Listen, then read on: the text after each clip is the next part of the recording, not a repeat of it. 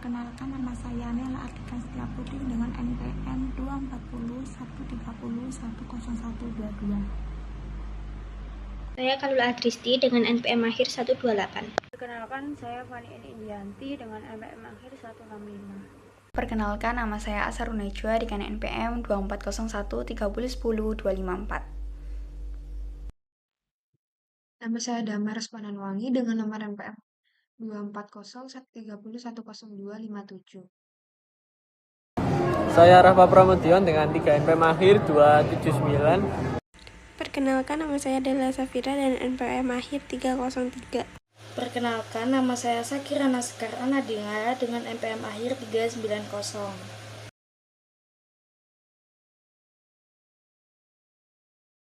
Perkenalkan, nama saya Muhammad Albani Fakata dengan NPM akhir 408. Jadi pada video kali ini kelompok kami akan membahas bab intercompany profit transaction inventory atau transaksi laba antar perusahaan pada persediaan. Nah, bab ini itu akan membahas bagaimana perilaku akuntansi terhadap transaksi persediaan yang terjadi antara perusahaan dalam satu grup. Misalnya antara perusahaan induk dan anak perusahaan. Nah, fokusnya ini adalah bagaimana laba dan transaksi internal ini diperlukan dalam laporan keuangan konsolidasi. Jadi di subbab pertama saya akan menjelaskan mengenai intercompany inventory transaction atau transaksi persediaan antar perusahaan. Jadi pada laporan konsolidasi, perusahaan induk dan anak ini dianggap sebagai satu kesatuan. Jadi transaksi jual beli antar perusahaan dalam grup sebenarnya bukan transaksi yang menghasilkan keuntungan bagi grup secara keseluruhan. Pendapatan ini baru dianggap terjadi jika barang tersebut ini benar-benar dijual ke pihak luar. Nah, karena itu transaksi persediaan antar perusahaan ini harus dieliminasi supaya laporan keuangan konsolidasi tidak menunjukkan pendapatan dan laba yang sebenarnya belum direalisasi. Lalu di subbab kedua ada elimination of intercompany purchase and sale, yaitu bagaimana bagian pertama eliminasi adalah menghapus penjualan dan pembelian antara perusahaan. Nah, misalnya POP ini menjual ke SON, maka POP mencatat sale, sedangkan SON mencatat cost of sale saat barang dijual. Namun untuk grup secara keseluruhan transaksi ini tuh tidak boleh muncul karena tidak ada penjualan ke pihak luar. Maka dalam work paper konsolidasi kita debit sale dan credit cost of goods sold sebesar nilai penjualan antar perusahaan. Lalu yang terakhir ada elimination of unrealized profit in ending inventory. Jadi di sini kalau barang belum dijual seluruhnya ke pihak luar, maka laba yang dicatat oleh perusahaan penjualan sebenarnya ini belum benar-benar direalisasikan. Nah, persediaan akhir anak perusahaan ini masih memakai harga transfer yang lebih tinggi sehingga inventory menjadi overstate. Nah, untuk memperbaiki hal ini, kita ini mengurangi inventory dan menambah cost of goods sold sebesar laba yang belum direalisasi. Nah, dampaknya ini adalah laba konsolidasi turun karena laba internal tidak boleh diakui sebelum barang benar-benar keluar dari grup. Recognition of realized profit in packaging inventory.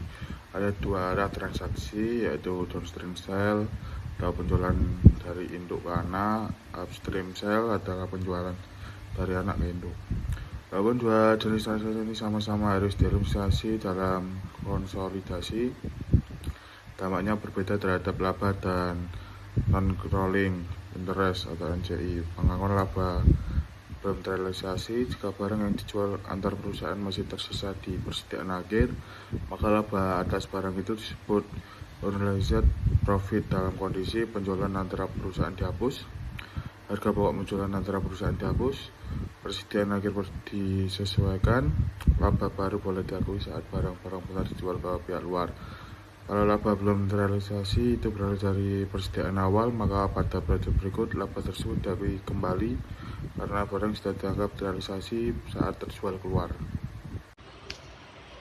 Baik, selanjutnya kita akan membahas tentang downstream and upstream effect on income computation. Nah, downstream atau yang disebut dengan penjualan hilir adalah penjualan barang dagangan oleh induk perusahaan ke anak perusahaan. Jadi laba yang belum terrealisasi dalam persediaan akhir catat dalam pembukuan induk dan harus dieliminasi sepenuhnya dari laba bersih konsolidasi. Dan penjualan hulu atau upstream adalah penjualan barang dagangan oleh anak perusahaan ke induk perusahaan. Jadi laba yang belum terrealisasi dicatat dalam pembukuan anak perusahaan. Dampak terhadap kepentingan non-pengendali atau KNP, yang perbedaan utama antara keduanya itu terletak pada laba yang belum terrealisasi dialokasikan. Jadi pada penjualan hilir, seluruh laba yang belum terrealisasi dibebankan kepada induk perusahaan. Kepentingan non-pengendali tidak terpengaruh karena laba tersebut berada di sisi induk. Pada penjualan hulu, laba yang belum terrealisasi dianggap milik anak perusahaan sehingga harus dialokasikan secara proporsional antara induk perusahaan dan kepentingan dan pengendali sesuai persentase kepemilikan masing-masing. Pada laporan ini, konsolidasi tahun 2016 antara PAM, perusahaan induk, dan SAN, perusahaan anak dengan kepemilikan 90%. Jadi inti dari laporan ini, eliminasi transaksi internal. Laporan menghapus penjualan antar perusahaan sebesar $15 dan laba antar perusahaan dalam persediaan sebesar $2,5 agar angka keuangan tidak menggelembung dan mencerminkan transaksi nyata dengan pihak luar. Kemudian untuk laba konsolidasinya, totalnya laba bersih gabungan adalah $32,5. Dari jumlah tersebut, $31,5 menjadi hak PAM sebagai pemegang saham pengendali dan $1 dialokasikan untuk kepentingan dan pengendali. Jadi pemilik 10% saham SAN. Untuk penyesuaian akunnya, pendapatan investasi dan akun investasi insan dieliminasi atau dihapus dalam proses konsolidasi karena seluruh aset dan beban SAN sudah digabungkan langsung ke dalam baris-baris laporan induk. Jadi kesimpulannya, laporan ini menunjukkan kinerja grup sebagai satu kesatuan ekonomi tunggal setelah membersihkan pengaruh transaksi internal. Selanjutnya, unrealized profit from downstream sales. Pada mekanisme penangguhan laba ini harus ditangguhkan atau dihapus sementara dari laporan keuangan konsolidasi sampai barang tersebut benar-benar terjual ke pihak ketiga. Pada laporan laba rugi, laba kotor dari penjualan antar perusahaan dikurangi dari total laba. Nah, pada neraca, nilai persediaan akhir dikurangi sebesar jumlah laba yang belum terrealisasi tersebut agar kembali ke harga perolehan awalnya atau at cost. Perbedaan hilir versus hulu pada laba tidak terrealisasi. Pada penanggalan laba ini berbeda tergantung arah penjualannya. Pada penjualan hilir atau induk ke anak, laba yang belum terrealisasi seluruhnya menjadi tanggung jawab induk perusahaan. Kemudian pengaruhnya langsung mengurangi pendapatan dari anak perusahaan yang dicatat induk. Kemudian kepentingan dan pengendali tidak ikut menanggung pengurangan ini. Pada penjualan hulu, yaitu anak ke induk, karena laba dicatat oleh anak perusahaan, maka laba yang belum terrealisasi ini harus dibagi secara proporsional. Kemudian jika induk memiliki 80% saham, maka 80% laba tidak terrealisasi mengurangi bagian laba induk dan 20% sisanya mengurangi bagian laba kepentingan dan pengendali. Di sini saya akan menjelaskan tentang EBIT 53. Nah, di sini pada laporan laba rugi penjualan itu PAM itu sebesar $120 dan SAN itu $60. Nah, ini dikonsolidasikan menjadi 180. Jadi 120 ditambah 60 jadi 180. Selanjutnya ada pendapatan dari SAN, yaitu PAM-nya sebesar 16. Nah, ini didebitkan menjadi 16, jadi tidak ada konsolidasi. Selanjutnya ada HPP atau harga pokok penjualan. Ini PAM sebesar 80 dan SAN sebesar 40. Nah, jadi ini 40 dikurangi 40 sama 80 ini dikreditkan 2,5. Jadi konsolidasinya ada ditambah semua, jadi hasilnya 117,5. Nah, di selanjutnya ada pengeluaran. PAM itu sebesar 20 dan SAN sebesar 5. Ini ditambah jadi konsolidasinya 25. Nah, laba bersih konsolidasi itu dihitung 180 dikurangi 117,5 dikurangi 25, hasilnya adalah 35,5. Selanjutnya ada saham kepentingan non pengendalian, yaitu sebesar $15.000 dikali 10%, itu hasilnya 1,5 pada konsolidasi. Selanjutnya ada saham pengendalian, itu PAM sebesar 36 itu dikonsolidasikan menjadi 36. Selanjutnya ada neraca keuangan investasi di SAN, debitnya 2,5 dan kreditnya 16. Selanjutnya ada keuntungan yang tidak terrealisasi dari penjualan hulu. Jadi penjualan dari anak perusahaan ke induk ini meningkatkan penjualan HPP dan laba kotor anak perusahaan, tetapi tidak mempengaruhi pendapatan operasional induk sampai barang dijual keluar pihak. Namun laba bersih induk tetap terpengaruh karena mengakui bagian laba anak melalui metode ekuitas. Nah, laba yang belum terrealisasi ini harus ditangguhkan, yaitu 100% jika kepemilikan penuh dan proporsional jika kepemilikan sebagian. Selanjutnya ada penangguhan laba antar perusahaan pada periode penjualan antar perusahaan. Jadi di sini diasumsikan bahwa Sun Corporate itu sebagai anak perusahaan ini menjual barang dagang yang dibeli seharga $7.500 kepada Pop Corporate, yaitu induk perusahaan, seharga $20.000 selama tahun 2016, dan bahwa Pop Corporate ini menjual 60% barang dagangan tersebut kepada pihak luar selama tahun tersebut seharga $15.000. Nah, pada akhir tahun laba persediaan yang belum terrealisasi adalah $5.000. Ini biaya 3.000, tetapi termasuk dalam persediaan Pop sebesar 8.000. Nah, jika Pop ini mencatat 100% pendapatan Sun berdasarkan metode ekuitas, maka Pop harus menghilangkan 100% dari setiap laba yang belum terrealisasi yang termasuk dalam pendapatan tersebut. Namun, jika Pop hanya mencatat 75% pendapatan Sun berdasarkan metode ekuitas, maka Pop hanya perlu menghilangkan 75%-nya. Jadi di sini ada EBIT 55. Nah, jadi laporan laba rugi penjualan Pop itu 250 dan Sun itu 150. Ini di debit 20 dan konsolidasinya 380. Selanjutnya ada penjualan dari Sun, yaitu Pop sebesar 33,75. Ini di debit dan tidak dikonsolidasi. Selanjutnya ada harga pokok penjualan Pop sebesar 100 dan Sun sebesar 80. Ini di debit 5 dan di kredit 20 dan konsolidasinya adalah 165. Selanjutnya ada pengeluaran Pop 50 dan Sun 20. Ini dikonsolidasikan atau ditambah, hasilnya adalah 70. Selanjutnya ada laba bersih konsolidasi, ini ditambah 380 dikurangi 165 dan dikurangi 70, hasilnya 145. Selanjutnya ada saham kepentingan non pengendalian, itu diambil dari 50.000 dikurangi 5.000 dikali 25%, hasilnya adalah 11,25, itu di konsolidasinya. Selanjutnya ada saham pengendalian, itu Pop sebesar 133,75 dan Sun sebesar 50, ini dikonsolidasi jadi 133,75. Nah, di sini ada neraca keuangan inventorisnya Pop itu 8. Nah, ini dikreditkan jadi 5. Nah, investasi pada Sun itu dikredit 33,75. Nah, di sini ada keterangan yaitu menghilangkan penjualan timbal balik dari biaya penjualan. Yang A itu seperti debit tadi yang ada di laporan laba rugi penjualan 20 dan kredit harga HPP 20 itu menghilangkan penjualan timbal balik dan biaya barang terjual. Selanjutnya yang B itu ada HPP yang debit 5 dan kredit pada neraca keuangan inventoris 5 itu tuh menyesuaikan harga pokok penjualan dan persediaan akhir ke harga pokok untuk entitas konsolidasi.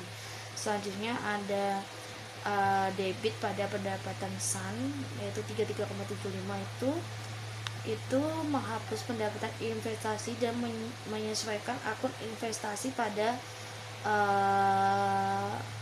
putra ke saldo tanggal 1 Januari 2016. Di slide pertama ini, saya akan menjelaskan tentang pengakuan laba terhadap perusahaan saat barang dijual ke pihak luar. Nah, ketika terdapat laba yang belum direalisasi dalam persediaan awal, dampaknya itu terhadap laba bersih, induk dan konsolidasi itu berlawanan dengan laba yang belum direalisasi dalam persediaan akhir. Nah, ada dua, persediaan akhir dan awal, seperti yang tadi saya bilang. Nah, kalau akhir itu hubungannya tuh langsung dengan laba konsolidasi pada tahun penjualan antara perusahaan. Yang kedua, persediaan awal. hubungannya itu berlawanan karena laba tersebut itu baru diakui saat barang dijual ke pihak luar. Contohnya, pada tahun 2016 terdapat laba belum terrealisasi sebesar 5.000 dalam persediaan. Laba ini baru direalisasi pada 2017 ketika barang dijual ke pihak luar.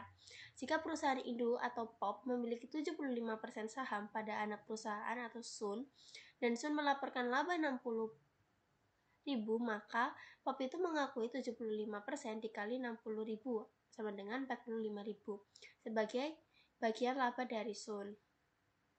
Nah, POP juga mengakui 75% dikali 5.000 sama dengan 3.750 sebagai realisasi laba persediaan dari tahun sebelumnya. Dengan demikian ini, laba yang sebelumnya belum diakui pada persediaan awal akan diakui dalam laporan keuangan konsolidasi ketika barang benar-benar dijual ke pihak luar. Nah, lalu selanjutnya itu ada notes yang untuk slide selanjutnya, namun saya taruh di slide sini juga. Pada penjualan upstream atau laba yang belum direalisasi dalam persediaan awal menyebabkan HPP menjadi terlalu besar sehingga perlu dilakukan penyesuaian pada laporan konsolidasi untuk menurunkan HPP ke biaya sebenarnya serta menyesuaikan akun investasi induk 75% dan kepentingan non-pengendalian 25%.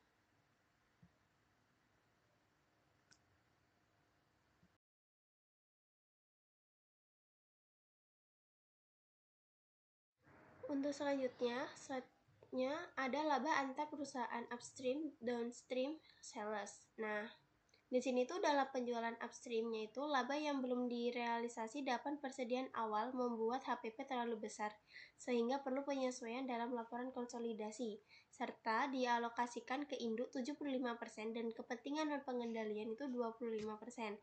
Sedangkan pada penjualan downstream, induk perusahaan itu menjual persediaan ke anak perusahaan sehingga laba antar perusahaan itu harus ditunda sampai barang dijual ke pihak luar. Misal, laba persediaan itu 2.000 dari 2018 diakui pada 2019. Sementara laba 2.500 pada 2019 masih ditanggungkan pada akhir periode.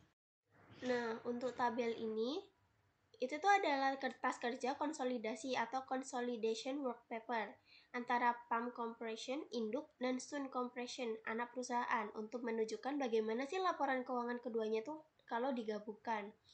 Nah, penjelasannya itu kalau kolom PAM dan SUN itu menunjukkan laporan keuangan itu masing-masing perusahaan sebelum konsolidasi seperti penjualan, HPP, laba, aset, dan kewajiban.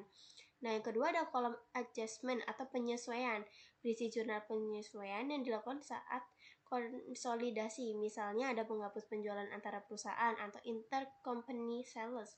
Yang kedua ada menghapus laba yang belum direalisasi dalam persediaan. Yang ketiga ada penyesuaikan akun investasi induk terhadap anak perusahaan. Nah, yang ketiga ada kolom consolidation, yaitu menunjukkan hasil akhir laporan keuangan gabungan setelah semua penyesuaian dilakukan sehingga hanya transaksi dengan pihak luar yang tersisa. Dan keempat ada bagian income statement atau atas tabel, yaitu menunjukkan perhitungan laba konsolidasi termasuk penghapusan penjualan antara perusahaan dan penyesuaian laba persediaan. Dan yang terakhir atau bagian kelima ada bagian balance sheet atau bawah tabel, yaitu menunjukkan posisi keuangan konsolidasi itu termasuk aset, kewajiban, saldo laba, serta kepentingan non-pengendalian atau non-controlling interest. Jadi intinya tuh kayak tabel ini tuh menjelaskan itu kayak gimana sih gabungan antara laporan keuangan induk dan anak perusahaan serta menghilangkan transaksi antara perusahaan agar laporan konsolidasi hanya mencerminkan transaksi dengan pihak luar.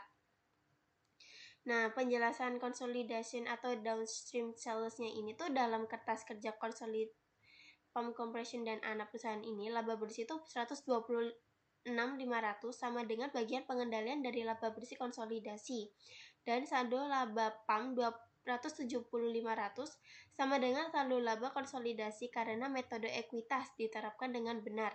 Karena transaksi penjualan antar perusahaan merupakan downstream sales, maka kepentingan non pengendalian baik pada saldo awal 14.500 maupun bagian 3.000 tidak terpengaruh oleh transaksi tersebut. Sekian, terima kasih. Selanjutnya di sini saya akan menjelaskan latihan soal pada exhibit 57 tentang laba antar perusahaan atas penjualan dari perusahaan induk ke perusahaan anak dengan menggunakan metode ekuitas. Nah, sebelumnya di sini ada gambaran umum kasus, yaitu Palm Corporation memiliki 90% saham Sun Company. Nah, metode yang digunakan oleh perusahaan induk atau Palm Corporation ini adalah equity method atau metode ekuitas. Nah, di sini terjadi penjualan downstream, yaitu dari perusahaan induk ke perusahaan anak. Nah, kemudian ada laba antar perusahaan atau intercompany profit yang masih tertahan dalam persediaan akhir. Nah, tujuan kertas kerja konsolidasi ini adalah menghilangkan transaksi antara perusahaan, menghapus laba yang belum direalisasi, dan menentukan laba konsolidasi dan non-controlling interest atau NCI.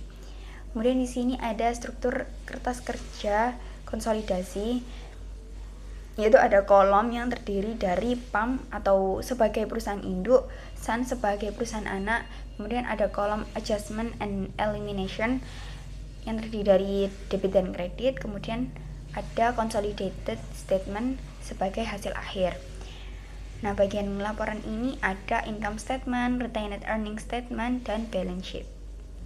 Ini saya akan menjelaskan tentang entry jurnal konsolidasi yang bertujuan untuk mengeliminasi transaksi antar perusahaan dalam kelompok usaha, khususnya terkait dengan penjualan antar perusahaan dan laba yang belum terrealisasi. Pertama, pada poin A dilakukan eliminasi terhadap penjualan antar perusahaan sebesar 20.000 dengan menghapus akun penjualan dan harga pokok penjualan yang terkait. Tujuannya yaitu agar transaksi internal tidak mempengaruhi laporan keuangan konsolidasi. Selanjutnya, pada poin B dilakukan penyesuaian terhadap investasi di Sun sebesar 2.000. Penyesuaian ini berkaitan dengan laba yang belum terrealisasi pada persediaan awal, sehingga perlu disesuaikan agar nilai investasi mencerminkan kondisi yang sebenarnya. Pada poin C dilakukan eliminasi laba yang belum terrealisasi dalam persediaan akhir sebesar 2.500 dengan mengurangi harga pokok penjualan dan persediaan. Hal ini penting agar laba yang diakui dalam laporan konsolidasi hanya berasal dari transaksi dengan pihak luar. Kemudian pada poin D dilakukan eliminasi terhadap pendapatan dari Sun sebesar 26.500, termasuk di dalamnya dividen dan penyesuaian akun investasi. Tujuannya yaitu untuk menghilangkan pengakuan pendapatan internal dan menyesuaikan nilai investasi. Pada poin E dicatat bagian kepentingan non pengendali sebesar 3.000 yang mencerminkan hak pihak luar atas laba dan dividen anak perusahaan. Selanjutnya pada poin F dilakukan eliminasi terhadap akun ekuitas anak perusahaan seperti saham modal dan laba ditahan Sun, serta akun investasi di Sun. Di sini diakui kepentingan non pengendali awal sebesar 14.500. Yang terakhir pada poin B dilakukan eliminasi hutang dan piutang antar perusahaan sebesar 10.000, sehingga tidak ada saldo timbal balik yang muncul dalam laporan konsolidasi. Jadi seluruh jurnal ini itu bertujuan untuk memastikan bahwa laporan keuangan konsolidasi hanya mencerminkan transaksi dengan pihak eksternal, serta menghilangkan pengaruh transaksi internal agar laporan menjadi lebih akurat dan relevan. Baik, saya akan menjelaskan konsolidasi example intercompany profit from upstream sales, yang dimana pada Sun Corporation adalah anak perusahaan Palm Corporation yang 80%-nya saham dimiliki di akuisisi seharga 480.000 pada tanggal 2 Januari. Nah, ketika ekuitas pemegang Sun terdiri dari 500.000 saham modal dan 100.000 laba ditahan, sehingga tidak ada selisih nilai wajar atau nilai book yang dihasilkan. Dapat dilihat contoh tabel pengerjaan di bawah berikut, yang dimana hal ini sama halnya penyelesaiannya dengan slide selanjutnya. Oke teman-teman, saya akan menjelaskan tentang penyelesaian downstream sales of inventory, yang dimana pada soal tersebut yakni perintahnya ditanyai tentang pendapatan budi TBK untuk tahun 2014, yang dimana seharusnya untuk mengetahui kita harus menghitung tanpa penyesuaiannya dulu, yang dimana 80% dikali 400, yang dimana 80% dari soal, terus kemudian 400.000 dari soal hasil pendapatan bersihnya sama dengan 320. Kemudian dihitung dengan penyesuaian yang dimana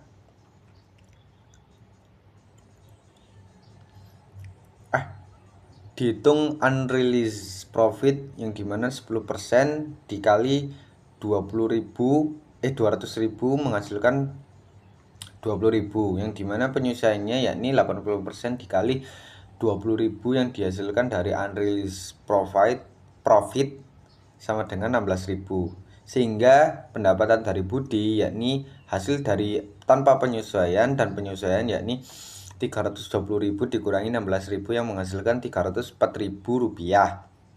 Nah, perintah kedua yakni porsi kepentingan non pengendali untuk tahun 2014, yakni kita langsung menghitung NCI-nya yang dimana 20% yang dihasilkan dari 80% kepemilikan Budi. Kita mengambil dari sisanya itu 20% dikali 400.000 rupiah dari pendapatan bersih Budi yang menghasilkan 80.000 rupiah.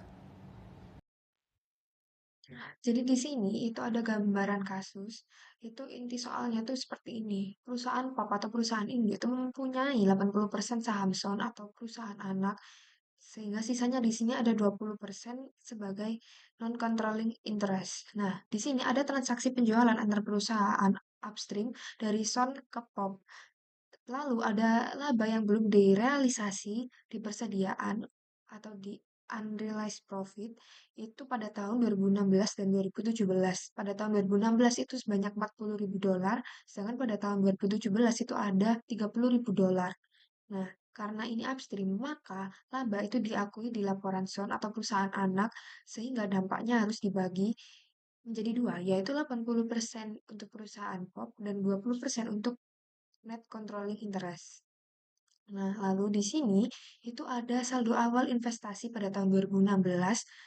Di sini saldo investasi POP di SON itu ada 568.000 dolar yang terdiri dari equity dasarnya itu sebesar 600.000 dikalikan dengan dari 80% dikali 750.000 sehingga hasilnya 600.000 dolar.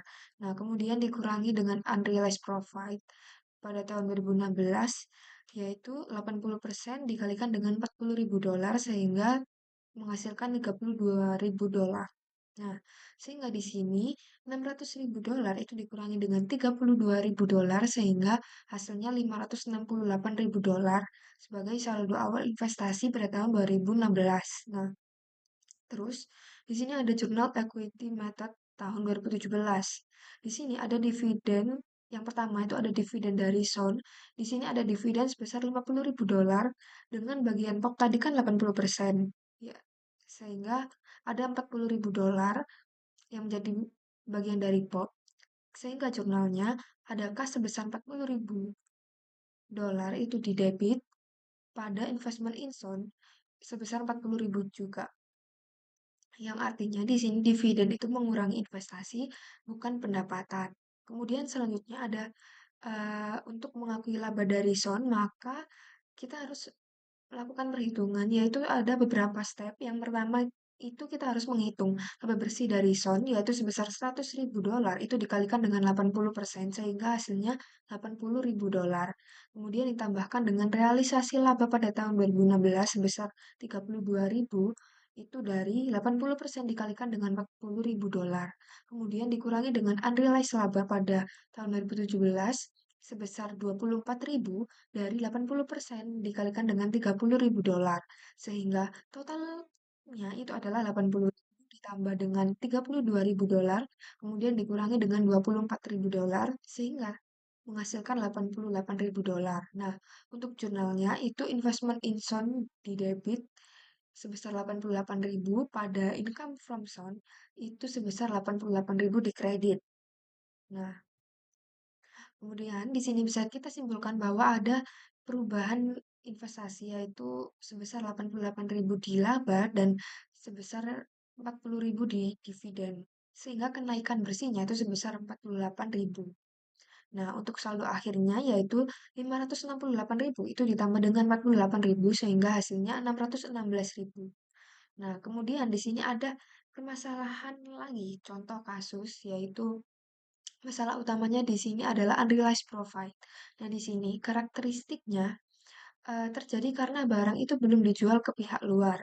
Nah, terus di sini kita harus mengeliminasi saat melakukan konsolidasi sehingga dampaknya pada tahun 2016 itu kan belum terrealisasi maka harus dikurangkan. Sedangkan pada tahun 2017 itu karena sebagian itu udah terrealisasi maka ditambahkan kembali. Kemudian karena ada laba baru yang belum terrealisasi maka harus dikurangkan lagi. Nah, untuk jurnal konsolidasinya atau work papernya itu pertama kita harus mengeliminasi penjualan antar perusahaan, yaitu sales sebesar 300.000 di debit pada COGS sebesar 300.000 di kredit. Nah, tujuannya itu untuk menghapus transaksi internal. Kemudian selanjutnya ada koreksi laba belum terrealisasi di awal, yaitu investment in son itu sebesar 32.000, kemudian net controlling interest itu sebesar 8.000 dan COGS sebesar 40.000. Nah, penjelasannya di sini ada laba pada tahun 2016 itu sekarang terrealisasi di 2017, sehingga dibagi menjadi dua, yaitu 80% untuk POP dan 20% untuk net controlling interest. Kemudian selanjutnya ada eliminasi unrealized profit akhir pada tahun 2017, yaitu jurnalnya COGS sebesar 30.000 di debit pada inventory sebesar 30.000 di kredit. Nah, artinya itu di sini persediaan masih mengandung laba yang fiktif, maka harus dikurangi. Kemudian selanjutnya ada eliminasi income dan dividen. Di sini income from stock itu sebesar 88.000 itu di kredit, lalu ada dividen sebesar 40.000 di debit, dan investment in son sebesar 48.000. Nah, tujuannya di sini adalah untuk menghilangkan efek ekuitas atau equity method agar tidak double accounting atau tidak double counting gitu. Nah, untuk selanjutnya akan dijelaskan oleh rekan saya. Untuk materi selanjutnya, pada gambar tersebut itu menjelaskan tentang perhitungan dan pencatatan kepentingan non-pengendalian dalam laporan konsolidasi, khususnya terkait laba, dividen, dan penyelesaian transaksi atas perusahaan. Secara umum ada beberapa poin penting. Yang pertama, dilakukan pencatatan bagian laba dan dividen yang menjadi hak pemegang saham non-pengendalian. Misalnya, NCI mendapatkan bagian laba sebesar 22.000 dan dividen sebesar 10.000, sehingga total kepentingan non-pengendalian bertambah 12.000. Hal ini menunjukkan bahwa NCI ikut menikmati hasil kinerja anak perusahaan. Kedua, terdapat eliminasi antara akun investasi induk di anak perusahaan dengan ekuitas anak atau seperti modal saham dan laba ditahan. Tujuannya agar tidak terjadi pengendanaan pencatatan dalam laporan konsolidasi. Selain itu, pada tahap ini juga dimasukkan saldo awal kepentingan non-pengendalian sebesar 150.000. Yang ketiga, dilakukan eliminasi transaksi timbal balik seperti utang dan piutang antara perusahaan sebesar 50.000 agar laporan hanya mencerminkan transaksi dengan pihak luar. Selanjutnya dijelaskan cara menghitung bagian laba NCI tahun berjalan. Perhitungannya itu dimulai dari laba bersih anak perusahaan sebesar 100.000, kemudian disesuaikan dengan laba yang belum terrealisasi. Lalu ditambah laba yang terrealisasi tahun berjalan 40.000 dikurangi laba yang belum terrealisasi akhir tahun 30.000 sehingga diperoleh laba terrealisasi sebesar 110.000. Bagian NCI adalah 20% dari jumlah tersebut, yaitu 22.000. Terakhir, saldo akhir kepentingan non-pengendalian dihitung dengan menambah bagian laba sebesar 22.000 ke saldo awal 142.000 dan dikurangi dividen yang dibagikan.